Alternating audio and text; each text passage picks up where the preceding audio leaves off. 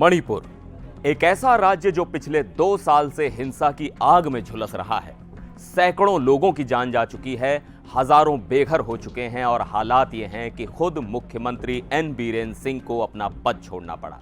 और मौजूदा हालात को देखते हुए अब केंद्र सरकार ने मणिपुर में राष्ट्रपति शासन लगाने का फैसला लिया है। 2 दिन पहले हमने आपको बताया था अगर किसी राज्य में राष्ट्रपति शासन लग जाए तो क्या होता है।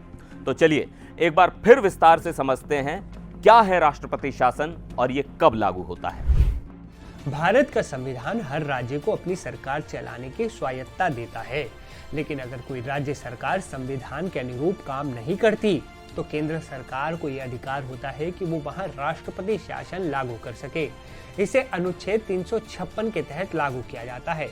अब सवाल उठता है कि राष्ट्रपति शासन लागू करने की नौबत कब आती है। इसके लिए कुछ खास स्थितियां होती हैं जिनमें राज्य सरकार की कार्य क्षमता पर सवाल उठते हैं। अब सवाल है कि कब लगता है राष्ट्रपति शासन। संविधान के अनुच्छेद 356 के तहत राष्ट्रपति शासन तब लगाया जाता है जब राज्य सरकार संविधान के मुताबिक काम नहीं कर रही होती। अगर राज्य सरकार कानून व्यवस्था को बनाए रखने में नाकाम हो जाए, प्रशासन ठप हो जाए, तो इसे संवैधानिक संकट माना जाता है। उदाहरण, जब किसी राज्य में हिंसा या दंगे इतने बढ़ जाएं कि राज्य सरकार स्थिति संभाल ही ना पाए। दूसरा पॉइंट, राज्य सरकार अल्पमत में आ जाए। अगर किसी राज्य में सत्ताधारी पार्टी के पास विधानसभा में बहुमत ना रहे और सरकार गिर जाए तो वहां संख्या बल के अभाव में राष्ट्रपति शासन लगाया जा सकता है। उदाहरण, जब किसी मुख्यमंत्री को विधानसभा में विश्वास मत में हार मिल जाए। तीसरा पॉइंट, राज्यपाल की रिपोर्ट से संकट का संकेत मिले। राज्यपाल को यह अधिकार है कि वो केंद्र सरकार को एक रिपोर्ट भेज सकते हैं जिसमें लिखा हो कि राज्य सरकार अब सुचारू रूप से नहीं चल रही। अगर राष्ट्रपति इस रिपोर्ट से संतुष्ट होते हैं तो वे राष्ट्रपति शासन लागू कर सकते हैं। उदाहरण, 2019 में महाराष्ट्र में जब कोई पार्टी सरकार बनाने के लिए जरूरी बहुमत नहीं जुटा पाई थी तब राष्ट्रपति शासन लगाया गया था। चुनाव न होने की स्थिति में, ये चौथा पॉइंट है, अगर किसी राज्य में विधानसभा भंग कर दी जाए और नए चुनाव होने में देरी हो रही हो तब अंतरिम रूप से राष्ट्रपति शासन लगाया जा सकता है। पांचवा पॉइंट, असामान्य हालात, प्राकृतिक आपदा या विद्रोह। अगर किसी राज्य में प्राकृतिक आपदा जैसे बाढ़, भूकंप के कारण सरकार काम नहीं कर पा रही या अगर वहां भारी हमले, विद्रोह या उग्रवाद जैसी स्थिति पैदा हो जाए तब भी राष्ट्रपति शासन की सिफारिश की जा सकती है। उदाहरण, अगर किसी राज्य में आतंकी गतिविधियां इतनी बढ़ जाए कि वहां की सरकार कानून व्यवस्था संभालने में नाकाम हो जाए। अब सवाल है कि राष्ट्रपति शासन लागू करने की प्रक्रिया क्या है। पहला, राज्यपाल की रिपोर्ट। सबसे पहले राज्य के गवर्नर राष्ट्रपति को एक रिपोर्ट भेजते हैं जिसमें वो बताते हैं कि राज्य सरकार अब संविधान के अनुरूप नहीं चल रही। हालांकि कई बार केंद्र सरकार बिना राज्यपाल की रिपोर्ट के भी राष्ट्रपति शासन की सिफारिश कर सकती है। दूसरा, केंद्र सरकार की सिफारिश।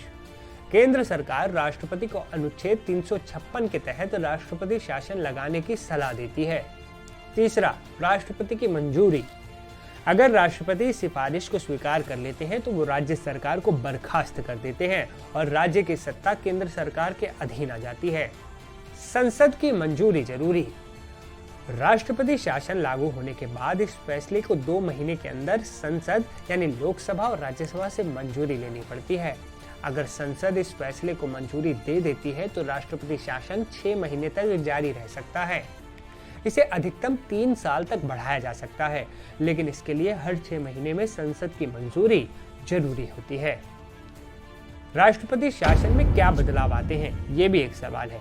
तो पहला है, मुख्यमंत्री और कैबिनेट भंग हो जाती है, यानी मुख्यमंत्री और मंत्री अपने पद से हटा दिए जाते हैं।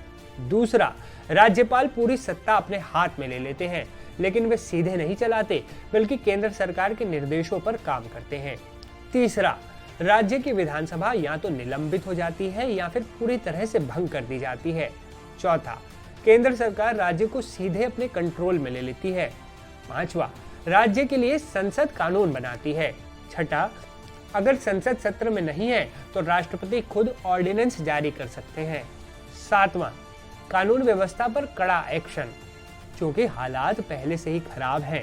राष्ट्रपति शासन के दौरान सेना और केंद्रीय सुरक्षा बलों को पूरी छूट मिल सकती है, सख्त एक्शन लिए जाएंगे। अब यहाँ एक सवाल और है कि क्या राष्ट्रपति शासन से हालात सुधरेंगे? राष्ट्रपति शासन ही मणिपुर का समाधान है क्या? कुछ लोगों का मानना है कि इससे शांति बहाल होगी, क्योंकि कोई राजनीतिक पक्षपात नहीं रहेगा और सुरक्षा एजेंसियों को खुली छूट मिलेगी। लेकिन एक बात तो तय है कि मणिपुर को एक स्थिर और मजबूत प्रशासन की जरूरत है, वो भी सख्त से सख्त, जो फिलहाल वहां की राजनीतिक उथल पुथल के चलते मुमकिन नहीं लग रहा था।